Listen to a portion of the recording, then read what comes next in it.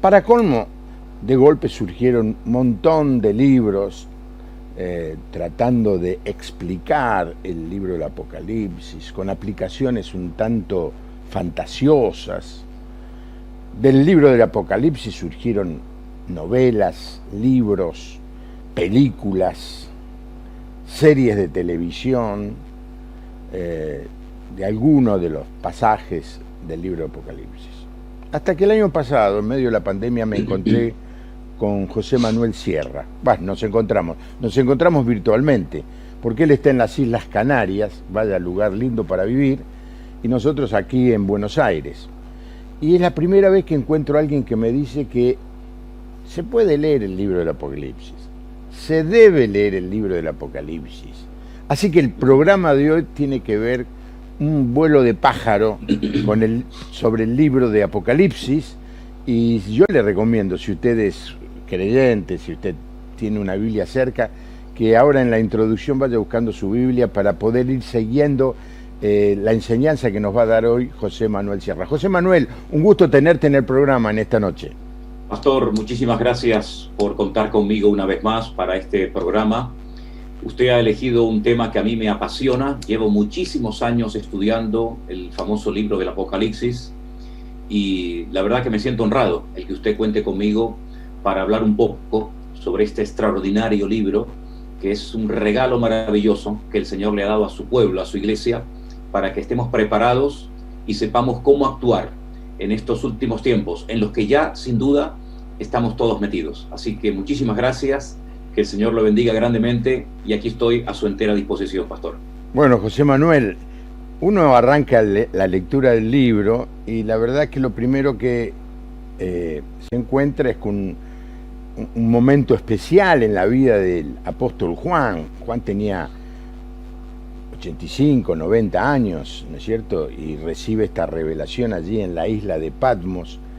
Del primer capítulo, ¿qué cosa podemos mencionar?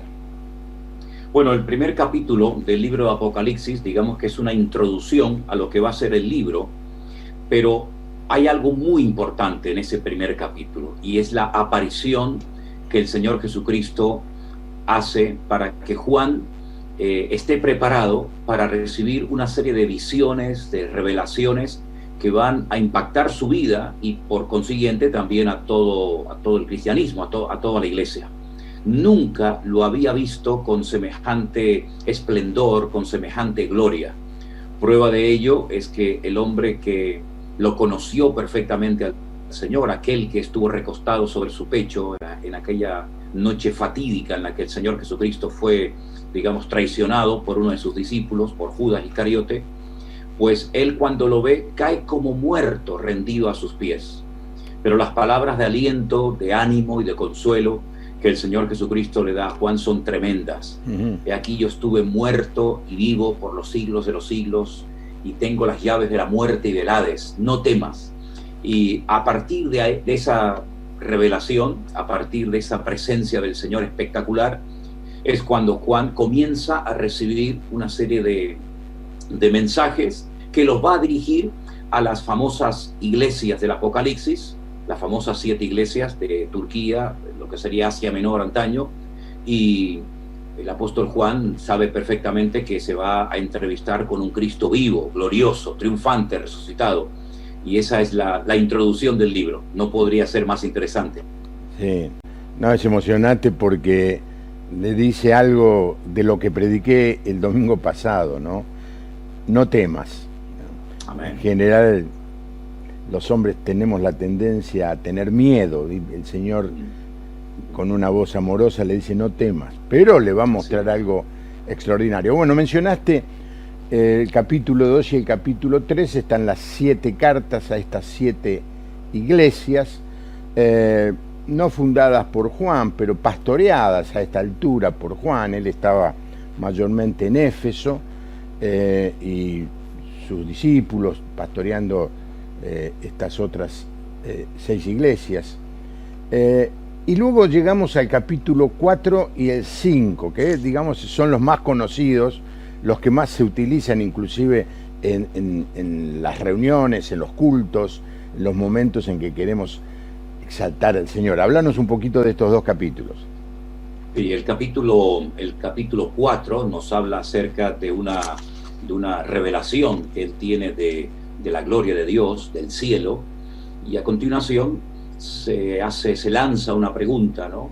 ¿Quién va a ser digno de desatar un libro, un pergamino que está, digamos, protegido por 7 sellos que lo han tenido, digamos, oculto durante todo el tiempo, hasta que Juan llega y comienza a relatar lo que está escrito en el interior de ese pergamino, de ese libro, ¿no? El único digno que era capaz de abrirlo, de leerlo y de revelar lo que a continuación le va a mostrar a Juan fue el león de la tribu de Judá, el Cordero de Dios, el que quita el pecado del mundo, nada más y nada menos que nuestro Señor Jesucristo. Por lo tanto, esos dos capítulos, el 4 y el 5, es una preparación a lo que se viene, a toda la revelación de los sellos, las trompetas, las copas, que paulatinamente se van a ir desarrollando en un periodo de tiempo que lo conocemos como el nombre de la Gran Tribulación. Sí.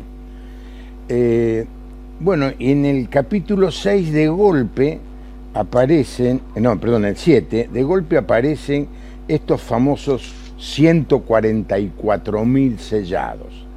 Exacto. Que han traído polvareda, porque hay una religión que no es cristiana, que se acerca al cristianismo, pero no es cristiana porque no reconoce que el Señor Jesucristo sea Dios, que son los testigos de Jehová. Mencionan mucho estos 144.000. Que está un poco raro, porque está entre el 5 y el 6, y luego vuelve a la visión de la multitud con vestidos blancos, ¿no? ¿Qué tiene que ver todo esto de los 144.000 en medio de esta visión de una gran celebración de millones de personas aclamando al Señor Jesucristo como Rey y Señor? En el capítulo anterior, una vez que los sellos se han desatado, una vez que se han llevado a cabo esos juicios, esas manifestaciones de parte del Señor, pues resulta de que aparecen efectivamente los 144.000, dentro de una inmensa multitud de todos los pueblos, naciones, tribus y lenguas, la cual nadie puede contar. Y cuando se le pregunta a Juan, ¿estos quiénes son? Y Juan llora porque no sabe la respuesta. La respuesta es: estos son los que han salido de la gran tribulación y se han mantenido santos y castos y puros delante de la presencia del Señor. Y estos 144.000 son 144.000 personas de carne y hueso, valga la redundancia, que son 12.000 representantes de cada una de las 12 tribus de Israel. No tiene absolutamente nada que ver con esta religión o con esta secta que usted ha mencionado, sino son 144.000 personas escogidas por el Señor para una serie de funciones concretas y específicas. Por lo tanto, la iglesia no entra a formar parte de estos 144.000, pero evidentemente este número bastante considerable de personas son personas, lógicamente, que han reconocido al Mesías. Si no, no tendría ningún sentido adorar, cantar, seguir al Mesías, al Cordero, si no se cree previamente en él. Así que son 144.000 personas, todas judías, que cumplen una función, pues, que la vamos a ver en otros pasajes del libro del Apocalipsis.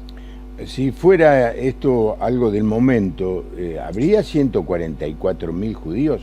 Por otro lado, José Manuel, las tribus, después de la dispersión, ya en la dispersión o en el exilio de Babilonia, pero mucho más cuando fue asolada la tierra de Palestina por el ejército romano, se perdió quién es de una tribu y quién es de otra. ¿Cómo se va a solucionar este tema? Bueno, antes del cautiverio en Babilonia, ya el país se encontraba dividido en dos. Sí. El reino del norte, cuyo nombre era Israel, y el reino del sur era Judá. las tribus del norte fueron atacadas por los asirios y desaparecieron prácticamente de la historia. Pero yo siempre he considerado, y lo afirmo, que el Señor no tiene ningún problema en saber dónde están esas tribus, dónde están los descendientes de esas tribus. Sí. Prueba de ello que en los últimos tiempos vuelven a aparecer, y aunque para el hombre sea un misterio, decir, bueno, ¿dónde está la tribu no sé, de Neftalí, de Zabulón, de Dan, etcétera? El Señor no tiene ningún problema en reconocer y en identificar perfectamente a cada uno de los descendientes de esas tribus. Prueba de ello es que en los últimos tiempos vuelven otra vez a aparecer y forman, digamos, un papel, un rol muy importante en los últimos tiempos, ahí en el libro del Apocalipsis. ¿Hay alguna señal de que esto esté empezando a suceder, José Manuel? Sí, por supuesto, cómo no, claro. De hecho, ya están volviendo a Israel, al pueblo de Israel, personas que son descendientes directos de estas tribus, ¿no? Tenemos por un lado a los Cohen, que son los descendientes de la tribu de Leví. Tenemos, por supuesto, otras tribus totalmente identificadas, porque lo que para nosotros, el mundo occidental o cristiano, podría ser, digamos, un misterio, esto es algo que se conoce, se domina, se estudia constante y permanentemente en Israel, y ellos están al tanto de muchos datos y de mucha información que lamentablemente pues no llega hasta los creyentes hoy en día. Sí, es interesante que cuando uno está en Israel ve a muchos que confiesan ser del pueblo judío, pero de color, gente de África, ¿no? Exacto, de Etiopía. De Etiopía particularmente, sí. Contanos un poco de eso. Sí, son los falasha, son los únicos judíos negros, los únicos judíos de color. Y bueno, esto se cree que viene de la descendencia de una relación que el rey Salomón mantuvo con la reina de Saba. Y bueno, esto efectivamente, hace muchos años se hicieron varias operaciones que consistían en traer a miles y a multitudes de estos descendientes de esta reina de Saba, de Etiopía, con Salomón, y efectivamente son muy amorosos de la tierra de Israel, forman parte del ejército de Israel con mucho orgullo, y son judíos de color, negros, porque se cree que fue la relación que mantuvo Salomón con la reina de Saba, y fundamental vienen del Cuerno de África, ¿no? De Etiopía. Sí, y me dicen, yo vi algunos, pero no tuve relación con ninguno cuando estuve en Israel.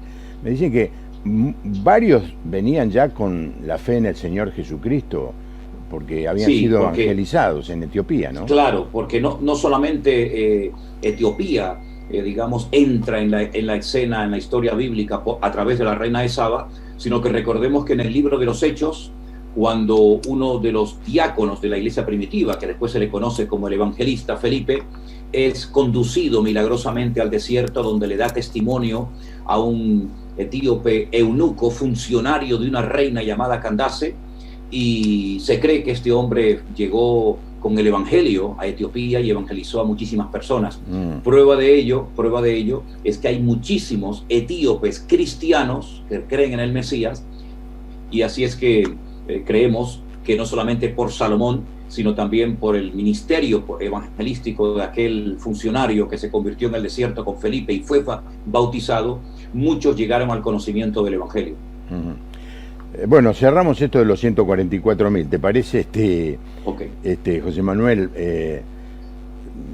si usted forma parte del pueblo judío, bueno, le pasa más cerca esta enseñanza? Si no somos del pueblo judío, bueno, que yo tampoco sé si soy o no, yo soy descendiente de italianos, pero mis abuelos vinieron de Sicilia, y Sicilia es una isla, estuvo dominada por cuánto pueblo, cuánto reino, cuánto emperador hubo en el transcurso de la historia, así que uno nunca sabe. Yo me encuentro con personas que por el apellido, por alguna razón, dice, mira, quizá yo en algún momento mis familiares eran judíos, no sabemos. Ahora vamos al otro capítulo, al capítulo 8, y ahí empieza el tema de los sellos. ¿Qué es esto de los sellos? Bueno, en aquellos tiempos no existían los libros tal y como los conocemos nosotros hoy en día. Eran pergaminos, ¿verdad?, que se sellaban, se lacraban para que nadie pudiera leer su contenido. Y entonces hay como una especie de visión celestial donde se ve uno de estos pergaminos que ha sido sellado previamente con 7 sellos, ¿verdad? Y cada vez que se abre, cada vez que se desata o se rompe uno de estos sellos, ocurre algo en la tierra. Es una forma, digamos, metafórica de explicar lo que va a ir sucediendo, lo que se va a ir desarrollando con el paso del tiempo. Llegamos al 7º sello, que es el que da comienzo a otro periodo de 7, en este caso 7 toques de trompeta o de shofar, ese cuerno de carnero que se toca en ciertos momentos del año en Israel. Y entonces ya entramos en otros 7 juicios, 7 manifestaciones de la ira de Dios que darán finalmente con las 7 trompetas. Todo en el Apocalipsis gira en torno a una serie de números. El 7 es muy importante, hay 7 iglesias, hay 7 sellos, 7 trompetas, 7 copas. La tribulación dura 7 años, etc. Por lo tanto, es un número muy repetitivo a lo largo del libro. Los sellos son 7. Cuando termina el último, comienzan las 7 toques de trompeta. Y a la 7ª trompeta, según 1 Corintios capítulo 15, ocurre algo muy interesante que muchas veces se lee, pero que no se profundiza en lo que realmente el apóstol Pablo quiso decir ahí. Sí, José Manuel, el 7 es un símbolo de la perfección, ¿no es cierto? Exacto. Por ejemplo, sí. En algún momento se dice que tenía 7 ojos. Yo no creo que esa figura tuviera 7 ojos, sino que tenía, así yo lo entendí, una visión perfecta, ¿no? Entonces, cuando hablamos de los 7 sellos, estamos hablando de un sello perfecto o de 7 cosas diferentes una de otra. Cada sello tiene su propia característica. Esos sellos se empiezan describiendo a unos caballos que van cambiando de color, ¿verdad? Es como una forma indirecta de hablar de quien lo monta, y entonces cuando esos caballos van cambiando de color, esto no es literal, es simplemente una forma simbólica o metafórica de hablar, van ocurriendo una serie de acontecimientos. Cada uno de estos sellos son independientes el uno del otro, pero al mismo tiempo forman un todo. Y hay que leer los 7 para saber realmente qué es lo que va a suceder, porque si extraemos uno solo y no explicamos y no leemos el contexto, pues podemos sacar conclusiones totalmente equivocadas, como muchas veces ha sucedido. Sí, hay mucho temor, ya lo hablamos antes y creo que en la introducción lo dije, hay mucho temor porque se malinterpretan muchas metáforas o muchas figuras de este libro, ¿no? ¿Y las trompetas, qué significan las trompetas? Las 7 trompetas son 7 juicios. Cada vez que se toca una trompeta, ¿verdad?, ocurre algo en la tierra. Es decir, hay una repercusión en la tierra de lo que ocurre en el mundo espiritual. Nosotros los cristianos creemos que hay un mundo espiritual que no se ve, salvo excepciones que el Señor lo permite ver y contemplar. Y entonces todo lo que ocurre en el cielo, cada vez que se toca una de estas trompetas, acontecen cosas tremendas en el planeta Tierra. Porque, dicho sea de paso, toda la humanidad en los últimos tiempos, de una manera u otra, en unos lugares más, tal vez en otros lugares menos, va a ser afectada. ¿Sí? No habrá una nación sobre la faz de la Tierra que quede impune, que quede, digamos, fuera de lo que Dios va a hacer en los últimos tiempos. Evidentemente, la geografía bíblica es muy reducida en comparación con lo que es hoy en día el mundo, pero todas las naciones de la tierra, todos los continentes, todos los imperios, entre comillas, van a ser sacudidos y van a saber que estamos viviendo tiempos difíciles, tiempos peligrosos, y que la venida de Cristo se aproxima a pasos agigantados. Porque este es el objetivo del Apocalipsis. Es ir preparando, sacudiendo a las naciones de la tierra, sobre todo al pueblo de Israel, para que finalmente reconozca que el Mesías viene y que viene a reinar y a revelarse y a poner sus pies sobre la tierra. Y, en fin, todos conocemos ya el resto de la historia, ¿verdad? En la quinta trompeta es cuando se dice que va a venir algo así como un meteorito o una estrella del cielo. Sí, exactamente. Habrá meteoritos ya hace mucho tiempo, ya la NASA y otros científicos vienen hablando acerca de la posibilidad de que caigan sobre la Tierra inmensos, enormes meteoritos. Ya han ocurrido a lo largo de la historia, hay registros históricos y hay lugares en el mundo donde se ve el impacto que estos meteoritos han producido. Y la Biblia está hablando muy claramente, nos revela de que las potencias serán conmovidas y enormes meteoritos impactarán en la Tierra. Y esto no es ciencia ficción, esto es lo que algunos presentan como ciencia ficción o como un argumento de alguna película, pero esto va a ser un hecho real. Si en los últimos tiempos cielo, mar y tierra van a ser sacudidos de alguna manera tremenda y los hombres se van a dar cuenta de ello. Sí. Y lo otro, en la otra trompeta se menciona un ejército como de 200 millones de personas allí en la zona de lo que hoy es Irak o Irán, ¿no? Bueno, esa zona allí del oriente, sí. ¿no? Sí, bueno, realmente por aquella zona fue donde empezó todo, en lo que conocemos como la Mesopotamia, los ríos Tigris y Éufrates, ¿verdad? Pues allí estaba lo que hoy en día conocemos como Irak, que antaño era Babilonia, Persia, que hoy en día es Irán, todo lo que es el Oriente Medio. Claro, cuando Juan recibe esta cifra, la revelación de este ejército tremendamente numeroso, seguramente habrá quedado muy sorprendido porque en ese momento no había esa población a nivel mundial. Sin embargo, nosotros sabemos hoy en día que, por ejemplo, la nación de China ya cuenta con ese número de soldados preparados para intervenir militarmente en cualquier momento, ¿no? Por lo tanto, lo que para Juan era una sorpresa y un motivo de asombro, para nosotros es lo más normal hoy en día, porque sabemos que hay muchísimos más millones de habitantes en el mundo, ya estamos sobrepasando la cifra de 7.000 millones, por lo tanto el Apocalipsis está mucho más cerca de nosotros de lo que nos podamos imaginar. Claro, en esa época, no sé si tenés esta cifra en mente, pero el mundo conocido, cuánto del Imperio Romano, lo que ellos conocían, los pueblos bárbaros del norte, la gente de la India, porque Alejandro Magno había llegado hasta la India. ¿Qué población habría en el mundo? No Póngale usted, entre 30 y 50 millones de habitantes podría haber en aquellos tiempos en los que se escribió el libro de Apocalipsis. Por eso la cifra que el Señor le revela a Juan es una cifra realmente descomunal, es algo que a él lo sorprende, porque ya digo, 200 millones de personas en aquel tiempo era algo realmente impensable.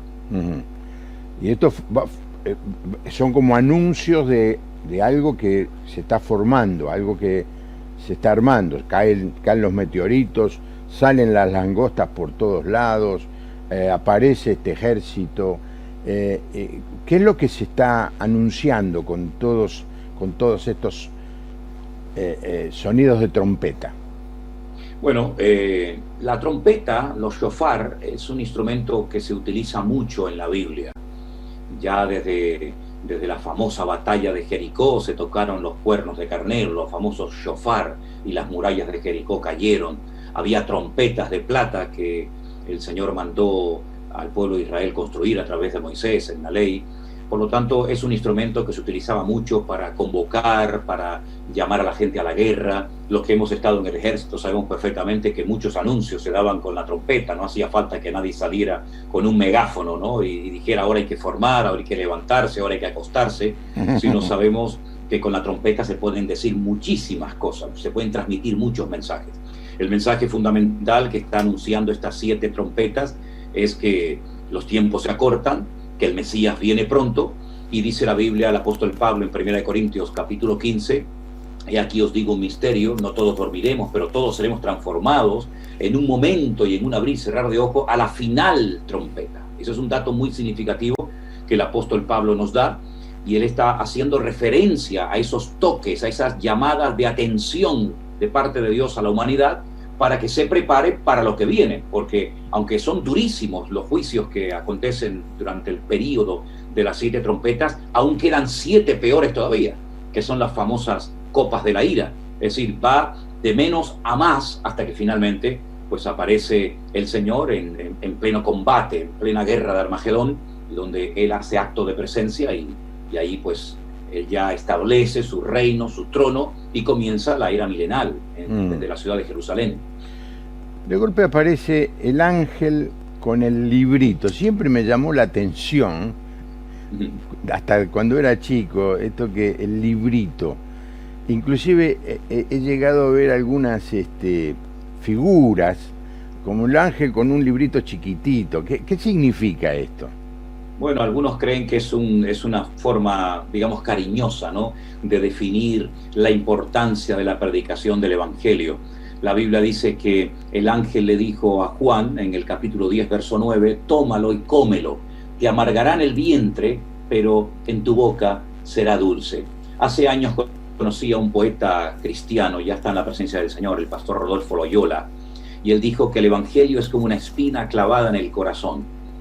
Que si te lo quitas te mueres, y si te lo dejas vivirás toda tu vida con una espinita clavada en tu corazón. Los que predicamos el Evangelio, los que servimos al Señor y tenemos el honor de servirle a tiempo completo en su reino, en su obra, sabemos que a veces ese mensaje, ese llamado, por una parte tiene una parte dulce, maravillosa, pero por otra parte también causa ese dolor, ¿verdad? Esa carga, ese peso de ver que las almas no se convierten, de ver que la gente no se consagra y se compromete con el Señor. Es esa ambivalencia, ¿no?, entre la amargura y la dulzura, entre la alegría y la tristeza. Y bueno, es un anuncio de cómo el Evangelio puede producir en el corazón del hombre ciertas reacciones diferentes, ¿verdad? Sí, y el Evangelio conlleva un anuncio grave, un anuncio de peligro inminente para el que lo oye. Le tenemos que decir al predicar el Evangelio que el ser humano está perdido, está destituido, desterrado de la presencia de Dios. Y muchas veces se quiere endulzar tanto el mensaje del Evangelio que no se le dice a la persona, no se le dice al oyente en la realidad en la que está. Entonces solamente le hablamos de que Dios lo ama y gloria a Dios que Dios nos ama. Bueno. Pero ¿quién va a ir al médico si no se siente enfermo? ¿Quién va a pedir ayuda si no está pasando, no reconoce que está necesitado? ¿Quién va a ir a buscar que lo rediman si no reconoce que está endeudado? Es decir, le tenemos que hablar de eso. Yo creo que es un exceso de audacia predicar el Evangelio, solamente el amor de Dios, y no hablar de que el hombre está perdido. Por eso Jesucristo le dijo a sus discípulos: salgan a predicar el Evangelio, vayan por todo el mundo. Y en otro Evangelio les dice cuál es el contenido del Evangelio: es el arrepentimiento y el perdón de pecados. Hay que decirle a la gente que se arrepienta. Para eso hay que señalarle que está caminando por un mal camino, ¿no? Quizá alguien esté escuchando el programa de hoy y bueno, descubra todas estas enseñanzas del libro de Apocalipsis. El conocimiento no te salva, lo que te salva es que vos deposites tu fe en Jesucristo, porque vos estás perdido si no lo tenés al Señor en tu vida. Seguimos con José Manuel explorando, no llegamos ni a la mitad todavía. Aparece en este otro capítulo los dos testigos. ¿Qué son estos dos testigos? Sí, los dos testigos, aunque algunos han tratado de ponerle nombre y de identificarlos, yo no voy a entrar en ese juego, porque si la Biblia no nos proporciona el nombre de estas dos personas, ¿quién soy yo para atreverme a decir son fulanito y menganito? Claro. Lo que sí sabemos es que los dos testigos son dos personas que van a estar predicando, volvemos otra vez a lo que usted decía, van a estar predicando el Evangelio durante una parte, la primera parte de la gran tribulación, que son 3 años y medio, y claro, sus ministerios se parecen mucho, por ejemplo, al de Moisés, al de Elías, por las cosas que hicieron, por las cosas que dijeron, pero en definitiva los dos testigos son dos personas de carne y hueso, cuya función es predicar durante 3 años y medio el Evangelio, sobre todo al pueblo de Israel desde la ciudad de Jerusalén, y finalmente a estas dos personas los matan, los tienen 3 días tirados en la calle como animales, como perros, lo cual es un auténtico insulto en esa cultura, y a los 3 días el Señor los levanta para sorpresa de las naciones, para sorpresa del mundo, a los ojos de todos, y son 2 personas que son tremendamente usados y poderosos en su ministerio para llevar a miles de personas a los pies de Cristo y reconocerlo como el verdadero Mesías. Eso es lo que podríamos decir a grandes rasgos de estos 2 testigos que ya fueron profetizados en el Antiguo Testamento por el profeta Zacarías, a los cuales se les llama mis 2 ungidos. Vos entonces estás diciendo, José Manuel, que en el medio de la tribulación va a haber predicación y va a haber conversiones. Totalmente, pero como nunca antes. De hecho, al principio del libro, aquel anciano le hace una pregunta a Juan, le muestra una multitud y le dice, esta multitud de todos los pueblos, naciones, tribus y lenguas, que nadie puede contar, esta gente quiénes son y de dónde vienen. Y la respuesta que recibe Juan es, estos son los que han salido de la gran tribulación y no se han manchado, no se han contaminado, han reconocido al Mesías. Por lo tanto, durante el periodo de la gran tribulación, millones de personas se convertirán. No nos quepa la menor duda, porque se va a predicar el Evangelio como nunca antes, por todos los medios habidos y por haber. Por lo tanto, claro que en la gran tribulación se predicará y mucho el Evangelio y habrá muchos resultados. Donde abunda el pecado, sobreabunda la gracia, dice la palabra del Señor, ¿verdad? Bueno, cada capítulo es como para un programa, ¿no, José Manuel? Sí. Digámoslo ahora, para que no se nos escape y yo no me olvide. José Manuel, nuestro invitado, José Manuel Sierra, de las islas allí en medio del Atlántico, Tenerife, la ciudad donde estás vos, José Manuel, ¿cuál es? Santa Cruz de Tenerife. Santa Cruz de Tenerife. Bueno, escribió un libro sobre el Apocalipsis. ¿Por qué no nos contás un poco para promocionarlo? Bueno, hermano, yo le doy gracias al Señor porque son herramientas que se utilizan para llevar al pueblo de Dios a un sano conocimiento de las Sagradas Escrituras y al mismo tiempo para ayudar a tantos inconversos que se preocupan por lo que va a acontecer en los últimos tiempos. El Señor me permitió el año pasado, en 2020, publicar mi primer libro que se llama Escatología, que se puede comprar por internet en la plataforma de Amazon, y es un libro que de una forma sencilla y clara, con un lenguaje que cualquiera puede entender, intento explicar las cosas que tienen que ver con los últimos tiempos, como el falso profeta, el anticristo, los 2 testigos, la tribulación, todo esto. Y aparte de todo eso, hay una serie de lecciones, una serie de clases que están grabadas en nuestro canal de YouTube, Centro Evangélico Vida Nueva, que refuerzan la enseñanza que se da en ese libro. Y curiosamente, en pleno confinamiento, cuando todo el mundo se hacía muchas preguntas acerca de qué es lo que está ocurriendo, qué está sucediendo en todo el mundo, justamente en ese tiempo salió ese libro que fue de muchísima bendición para mucha gente en ese momento. José Manuel, ¿cuánto de inspiración, de revelación mística y cuánto de trabajo te llevó el libro? Bueno, yo le digo sinceramente, el estudiar es algo fundamental en la vida de todo siervo de Dios. Esto, claro, creemos en que Dios te puede inspirar, Dios te puede revelar, pero Dios te va a revelar lo que está escrito. Si Dios no te va a revelar algo nuevo que no está escrito en su palabra, si Dios te revela algo nuevo que no está en su palabra, dudo mucho de que eso te lo revele el Señor, porque el Señor no va a ir en contra de su palabra ni me va a dar a mí algo que ni Juan, ni Pablo, ni Pedro escribieron en su palabra, ¿no? Por lo tanto, es un esfuerzo, es un trabajo de estudio, de investigación de años, y todo eso se ha plasmado en ese libro, pero fundamentalmente es el resultado de estudiar y de escudriñar las Sagradas Escrituras, porque eso es un mandamiento bíblico, escudriñar las Escrituras, ¿verdad? Porque ellas dan testimonio de mí.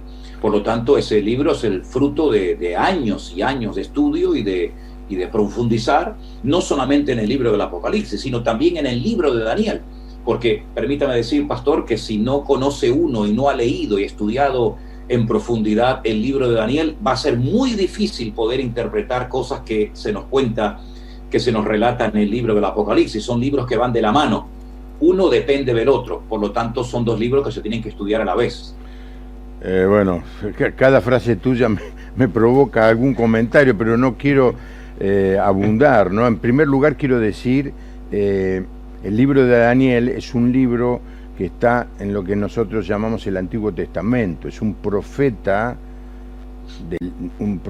del pueblo de Israel. Estuvo exilado desde que era adolescente, prácticamente exilado en Babilonia. Dios lo prosperó, llegó a ser un funcionario de alto rango, no en un imperio, sino en dos imperios. Y él recibió una revelación que es el libro de Daniel, lo que nosotros conocemos como el libro de Daniel, ¿no es cierto? Así que no está cerca del Apocalipsis, fue escrito, ¿cuántos? 600, 700 años antes de que el Señor Jesús naciera, y el libro de Apocalipsis fue escrito 60 años después de que el Señor Jesús dejara la tierra, ¿no? Así que hay muchos años en el medio. Por eso es lo importante lo que estaba diciendo José Manuel.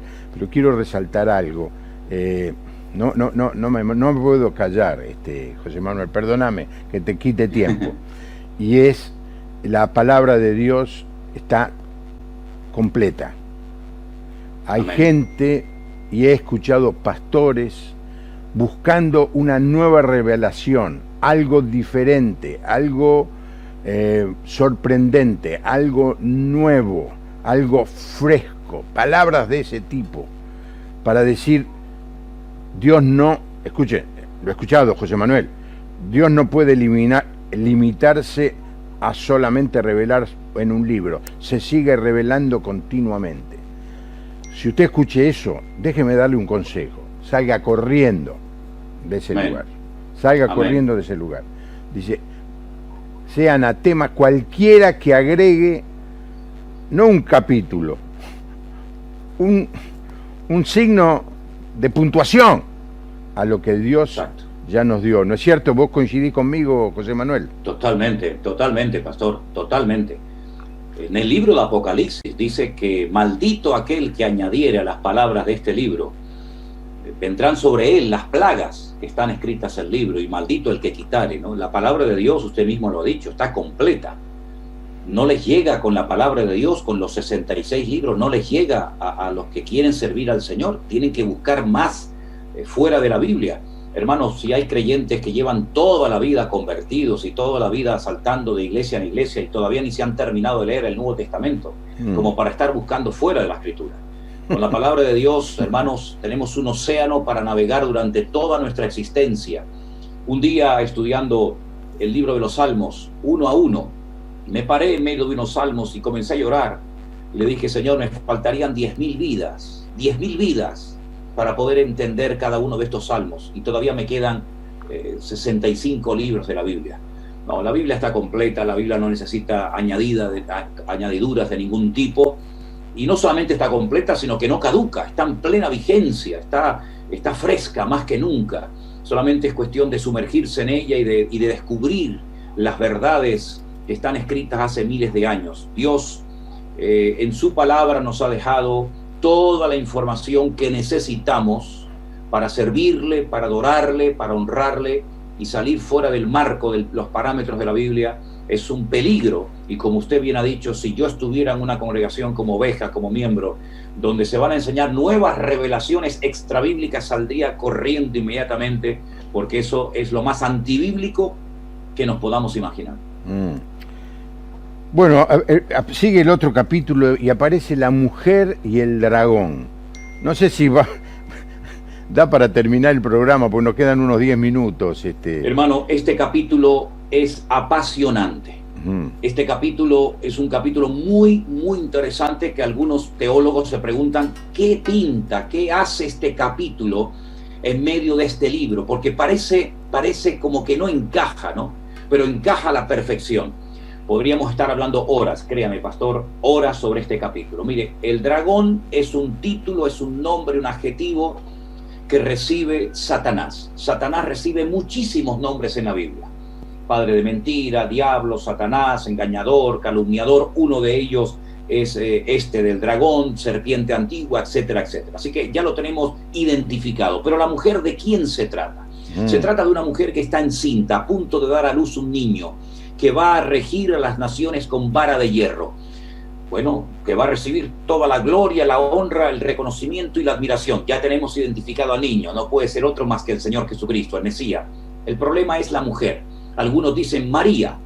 No puede ser la Virgen María por una sencilla razón, porque dice que el dragón, viendo que no podía impedir el nacimiento del niño, del Señor Jesucristo, se fue a hacer guerra contra el resto de la descendencia de ella. Nosotros sabemos por los datos bíblicos que tenemos que María, cuando dio a luz al Señor Jesucristo, no tenía otros hijos. Por lo tanto, no podía el diablo ir a hacer guerra contra el resto de sus hijos. Por lo tanto, aquí hay una representación clara y directa del pueblo de Israel que quedó preñado, quedó embarazado de una promesa de redención. Esa promesa se le dio a Eva en el jardín del Edén en Génesis capítulo 3, verso 15, ¿verdad? Donde ella tendría un descendiente que sería herido en el calcañar y a su vez este heriría en la cabeza al diablo. Por lo tanto, identificamos a la mujer como el pueblo de Israel, que porta la simiente de los judíos viene la salvación. Le dijo el Señor Jesucristo a la mujer samaritana, Juan capítulo 4, el niño es el Señor Jesucristo, el dragón es Satanás, y nos habla acerca de cómo va a ser perseguido y al mismo tiempo protegido de una manera sobrenatural el pueblo de Israel en los últimos 3 años de la segunda parte de la gran tribulación. A grandes rasgos le he tratado de resumir este capítulo, aunque hay muchos detalles que no he entrado en ellos, ¿no? Claro, bueno, el arcángel Miguel pelea contra el dragón, lo vence. Exacto. Y es expulsado, ¿no? Sí. Parecería ser como que la historia ahí termina. En el capítulo 12, el dragón y sus seguidores es expulsado, pero no, estamos apenas en la mitad del libro. Te propongo dejarlo en este momento. Perfecto. José Manuel. Perfecto. Y sí, lo que quisiera ocupar en los próximos minutos, en animar a la gente a el estudio de la palabra y la lectura, darle algunas señales, algunos elementos, algunas herramientas para poder leer la palabra de Dios y entenderla. Porque mucha gente, aún creyente, como vos decís, estuvieron en las iglesias, escuchan los sermones y entonces piensan esto. Bueno, cualquier cosa le pregunto al pastor. Es fácil eso.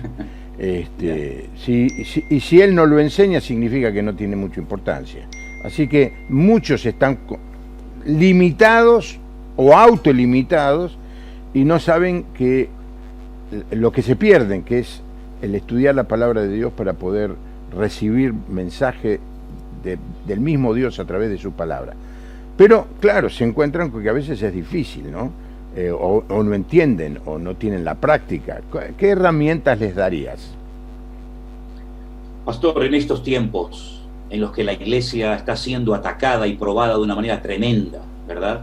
Todos lo estamos viviendo en carne propia. La iglesia necesita buscar a Dios con urgencia y refugiarse en la palabra de Dios, que es uno de los mejores regalos después de la salvación que el Señor le ha dado a su pueblo, para que tengamos ese mapa, esa brújula, a través del cual podamos conocer el corazón de Dios, las directrices que el Señor nos está dando en estos últimos tiempos, en los que Dios no para de hablar, pero en los que lamentablemente algunos con su lloriqueo, con sus quejas y con sus lamentos, no logran captar lo que el Señor está diciendo. El Señor en su palabra dijo, volveré otra vez. Es una de las promesas más maravillosas que el Señor Jesucristo le ha dado a su pueblo. Volveré otra vez y todo ojo me verá y toda rodilla se doblará y toda lengua confesará que yo soy el Señor para gloria de mi Padre. Por lo tanto, animo a todos los cristianos y no cristianos a que comiencen, no digo solamente a leer, sino a estudiar la palabra de Dios, que es un libro matemáticamente perfecto, que contiene la mente, contiene el corazón de Dios, y a través de la lectura de este precioso libro que no ha caducado, libro que es único en su género, que está vivo, que es eficaz, que es como una espada que penetra y corta la ignorancia, las tinieblas y la oscuridad, a través de ese libro podemos saber lo que está a punto de suceder. Y lo más grandioso es que Cristo viene pronto. Esta es una gran verdad que tenemos que predicar a los cuatro vientos. Amada iglesia, Cristo viene pronto, nuestro amado Salvador, aquel que murió en la cruz y resucitó al tercer día, viene pronto. Prepárate, vela, ora, no pierdas el tiempo. No te dejes distraer, ni seducir, ni envenenar por falsas doctrinas, por juguetes que el diablo viene a poner delante de tu vida. Conságrate al Señor, lee su palabra. Ella es el pan que alimentará tu alma. Ella es el espejo en el que podrás ver tu condición espiritual. Ella es ese martillo que va a romper toda ligadura y atadura satánica en tu vida. Y ella es la lámpara que va a iluminar tu camino para que no llores, ni te asustes, ni tengas miedo en medio de la tormenta y oscuridad que viene. Porque el Señor ha prometido estar con nosotros todos los días hasta el fin del mundo. Y su palabra, hermanos, pasará el tiempo, el espacio, el cielo, la tierra pasarán, pero su palabra permanecerá por la eternidad. Por lo tanto, te animo, pueblo de Dios, les animo a todos ustedes a que comiencen a leer la Biblia, pídanle revelación, pídanle sabiduría al Señor y Dios te la va a dar. Empiecen a leer la Biblia si quieren desde el principio, no hay ningún problema, por el Nuevo Testamento, por donde quieran, pero empiecen ya a leer la Biblia, porque va a traer aliento, va a traer sanidad emocional, física, a tu mente, a tus emociones, y vas a poder vivir una vida cristiana en paz, tranquilo y seguro, sabiendo en quién hemos creído y confiado. Tremenda exhortación, José Manuel. Y cuando la empieza a leer, el consejo es, ya lo dijo José Manuel, ore al Señor, antes de leer, Señor, háblame a través de este pasaje que voy a leer. Y hágase algunas preguntas, yo le voy a sugerir algunas, porque yo sé que José Manuel lo va a decir. ¿Qué quiso decir este pasaje en el momento para el cual fue escrito? Y después, ¿qué me dice este pasaje a mí? A ver, amplíame un poquito esto que acabo de decir, José Manuel. Hermano, lo que usted está diciendo es de vital importancia para poder extraer las verdades de los textos bíblicos. Si me permite, y disculpe que lo diga, el Señor me permitió publicar un segundo libro el año pasado que se llama Homilética y Hermenéutica. La hermenéutica es la ciencia que nos ayuda a la correcta interpretación de los textos bíblicos y la homilética a exponer públicamente dicho conocimiento. Hay una serie de reglas de oro que no podemos quebrantar ni saltarnos para poder entender la palabra y aplicarla a nuestro diario vivir. Una de ellas es la que usted ha dicho. ¿Qué me está diciendo a mí este texto? ¿Por qué se escribió? ¿Cuándo se escribió? ¿A quién se escribió? ¿Es una profecía? ¿Es una promesa? ¿Es algo que se ha cumplido? ¿Fue algo específico para una persona o es algo genérico para todo el pueblo de Dios? La hermenéutica es una herramienta indispensable y en ese manual práctico y sencillo de entender doy las pautas para que cualquier creyente de una forma autodidacta, sin salir de su casa, pueda estudiar y disfrutar del estudio de la palabra de Dios y esto va a ayudar a muchos a que no sigan diciendo como excusa, es que no entiendo la palabra, es que no sé lo que significa, es que no sé si esto es para mí o para el pueblo de Israel. Con ese manual de hermenéutica ustedes tendrán una herramienta maravillosa, práctica, que les va a ayudar a disfrutar de la enseñanza que el Señor dio en su palabra y poder aplicarla a las circunstancias personales de cada uno de nosotros. Bueno, pero me sorprendiste porque dijiste que solo habías escrito un libro y ahora me decís que escribiste otro libro. ¿Cuál es el título de este segundo libro? Bueno, el primer libro se llamó Escatología, del cual ya hemos hablado. El segundo libro se publicó al poquito tiempo, es de Hermenéutica y Homilética. El tercer libro que publiqué es de Demonología. Explico y desarrollo todo el mundo espiritual, la realidad del mundo espiritual, la influencia que ejerce el mundo espiritual en nuestro mundo natural. El cuarto libro es mi devocional diario, que es un devocional que nos ayuda todos los días a desarrollar una disciplina y empezar el día con el Señor. Y luego está a punto de salir el siguiente, que es un libro que lo he titulado Educación Cristiana, que le va a ayudar al creyente a estar bien educado y bien preparado para no dejarse arrastrar y seducir por las mentiras que lamentablemente se han estado enseñando y divulgando desde muchos lugares en los últimos tiempos. Bueno, José María, qué bárbaro vivir en Tenerife, ¿eh? Esta tierra inspira a uno, ¿eh? Sí. Buena comida no digo mediterránea, pero mucho pescado, ¿no es cierto? Mucho... Ay, ay, ay. Te había prometido ir a visitarte, perdóname que no cumplí mi promesa, pero...